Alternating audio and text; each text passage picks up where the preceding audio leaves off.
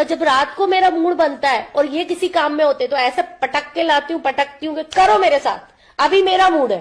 मैं किया है। घर का कोई ऐसा कोना नहीं है जो हमने सेक्स नहीं किया। डाइनिंग ले लो। भोजपुरी के ट्रेंडिंग स्टार की हीरोइन खेसारी लाल की हीरोइन आकांक्षा पुरी ने खेसारी लाल से जितने भी सारी आज तक जितने भी इनका जो रोमांस वीडियो था सारे हर एक चीज़ जो वायरल कर दिया है। फेसबुक, यूट्यूब, इंस्टाग्राम हर एक जगह इन्होंने वायरल कर दिया। यहाँ पर मीडिया वालों से यहाँ तक कि ये इंटरव्यू में बताती भी हैं कि हाँ, मैंने खेसारी लाल के साथ जब भी मूड बनता था वैसे मैं करती थी। एक दो वॉइस आप सुन ही लिए हैं, बाकी मैं बता दूँ सभी को ये खुलेआम बोल रहे हैं कि जब भी मेरा मूड बनता था तब मैं डायरेक्ट बोल देती थी और लेकर भाई मैं खुद से ये स्टार्ट हो जाती थी, ऐसा जो है बोलती हैं।